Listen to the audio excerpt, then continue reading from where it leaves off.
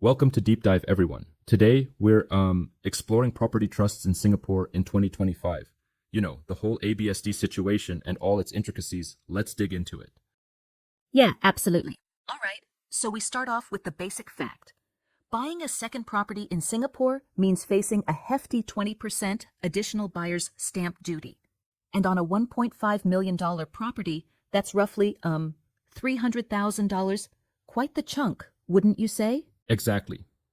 And that huge upfront cost really makes people pause and consider alternative routes like purchasing under a trust. Interesting indeed. So, what's the fundamental setup when folks talk about property under trust here in Singapore? Well, it's like a three-part arrangement. First, we have the settlor, who actually owns the asset and decides to create the trust. Then, Right, the trustee holds the legal title and manages the property. And oh yes, the beneficiary gets the benefit, like living in it or earning rental income. I see. So it's basically about transferring that property so that someone else holds it, but with an intent to benefit someone else, right? Precisely. It's kind of like setting up a safety net. But here's where it gets complicated. Recent changes mean that this isn't a loophole to dodge ABSD anymore. Yeah, I remember hearing that things shifted dramatically after May 9th, 2022, right? Exactly. Before, many thought trusts could be a workaround. But starting May 9th, 2022, when you transfer residential property into a living trust, it now attracts a flat ABSD rate of 35%. And then, starting April 27th, 2023, that rate jumped to 65%. Wow, 65% is huge. That's even steeper than the ABSD for a third property, correct? Yep, exactly. And the key here is that the trust must be unconditional and irrevocable. In simple terms, you can't say, I'll let my kid enjoy it if they graduate. It has to be clear who benefits, right then and there. No ifs, ands, or buts. Right. So the beneficiary must be immediately and clearly defined when the trust is set up. That ensures there is no deferred vesting. Yes, absolutely. The intention to benefit has to be immediate, which means if you impose any conditions like turning 21 before receiving the benefit, it wouldn't qualify.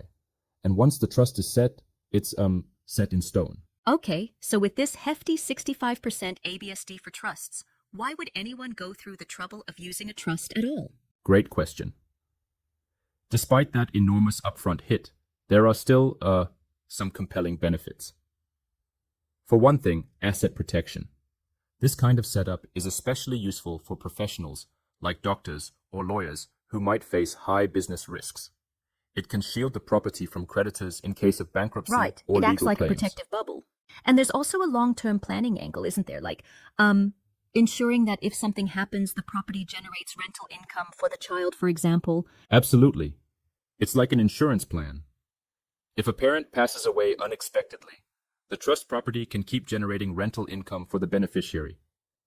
It's a financial safety net. Plus, on the tax front, if the parent is in a high bracket, having the rental income taxed at the beneficiary's lower rate can mean long-term tax advantages. That can make a huge difference over time. So, even with that 65% ABSD, these advantages might justify the expense if you, consider long-term benefits? Exactly. But, and here's the challenge, grabbing an ABSD refund isn't a walk in the park. It comes with extremely strict conditions. Right. I recall that for a refund, you need all beneficiaries to be identifiable individuals, like their names and ID numbers must be clear. No vague future designations. Yes, correct. Every beneficiary must be a known, living individual at the time of transferring the property into the trust.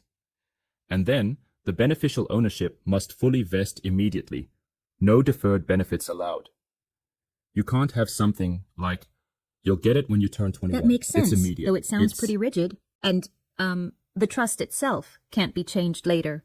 No adding or removing conditions after the fact. Exactly. And if someone manages to satisfy these conditions, the process involves applying to IRAS for a refund under the trust category. The application must be submitted within 6 months of executing the trust deed. Typically, IRS takes about 2 months to process it, and then another month for the refund payout.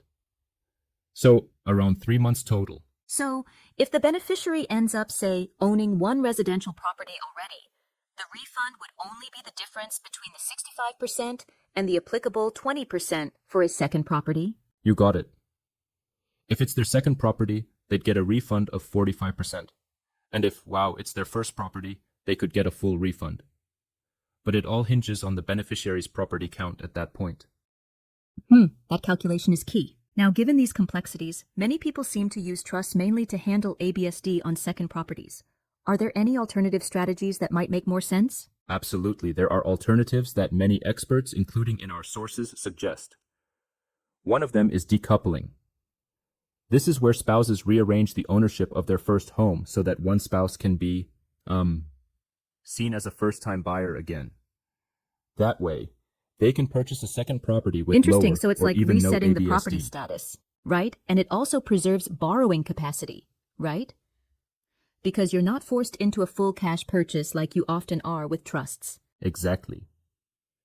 Banks are generally not on board with lending for trust properties due to the split between legal and beneficial ownership. Decoupling, on the other hand, allows for up to 75% financing under the right income circumstances. That's a huge advantage for most people. And then there's the sell one by two strategy, right? Where you sell one property to fund the purchase of two smaller ones.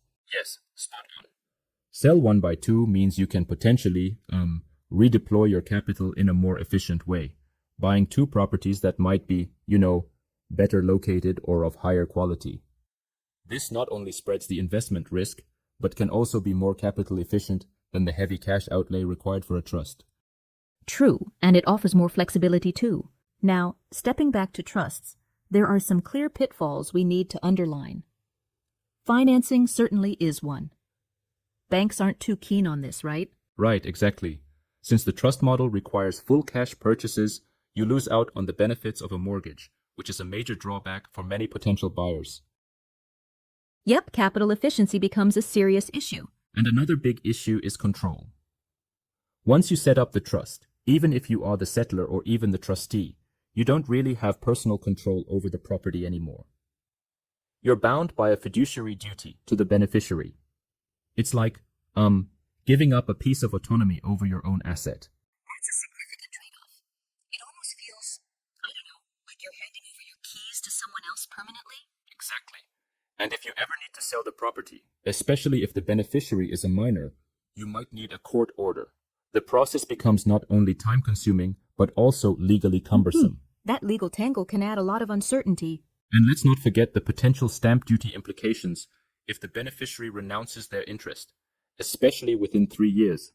That could trigger additional seller's stamp duty and even ABSD again when ownership reverts. It's a lot to balance. Right? And then there's also the practical impact on future plans like HDB flats. Being a beneficiary on a trust property can affect your eligibility to buy a new HDB flat, adding waiting periods or requiring quick sales. Yes, exactly. For instance, with BTO flats, there's a potential 30-month waiting period. And for resale flats, you might need to divest your interest within 6 months. Such implications can very much complicate long-term planning. I see. So it's not just about the trust itself, but the whole ripple effect on personal property strategy. With all these factors in play, what would you say is the most critical piece of advice for someone considering setting up a property trust? Without a doubt, it's to seek professional legal advice. These rules are intricate and evolving. A qualified lawyer in Singapore trust law is absolutely essential to drafting a proper trust deed that meets all the current regulations. Yeah, trying to DIY or relying solely on a real estate agent sounds like a recipe for costly mistakes. Speaking of real estate agents, they're fantastic for negotiating property deals, but not really equipped to handle the legal complexities of trust setups, right? Correct? Exactly. It's crucial to differentiate between property negotiation and legal advice when it comes to trusts. Misinterpreting the rules could result in that non-refundable, massive 65% ABSD being sunk, which is a heavy financial blow. Absolutely, that's one misstep you really don't want to make. So, to wrap it up, while property trusts in Singapore in 2025 still offer benefits like asset protection and potentially lower tax rates through rental income structuring, they come with a substantial upfront ABSD penalty, strict conditions for refunds, lack of financing flexibility, and significant control issues. It sounds like a balancing act. Exactly, it's a tough balance. You're weighing long-term tax and safety benefits against immediate cash outlays and losing personal control of the asset. And for many, alternatives like decoupling or the sell 1x2 strategy might be more straightforward and capital it's all about efficient. aligning the strategy with your specific needs and financial circumstances. And that final takeaway, I guess, is never to jump into something as complex as a trust without getting expert advice that's tailored to your exact situation. Precisely. Trust law is super intricate, and the landscape is continuously shifting. What worked as a loophole a few years back might now backfire in a big way. Always consult a specialist before venturing down this path. That's solid advice. Better safe than sorry, especially when hundreds of thousands can be on the line. It's fascinating how policy changes, like that jump from 35% to 65% ABSD, can completely reshape strategies that were once standard practice. Totally. And these changes underscore why policy is such a dynamic part of property planning in Singapore. It really forces everyone to keep up and continuously reassess their strategies. Adaptability is the key in this ever-evolving market. So, as we leave you with these insights, the ultimate choice boils down to weighing the long-term benefits of asset protection and potential tax savings against the immediate downsides: loss of control, massive upfront ABSD costs, and management complexities. Indeed, a challenging balance for any property investor.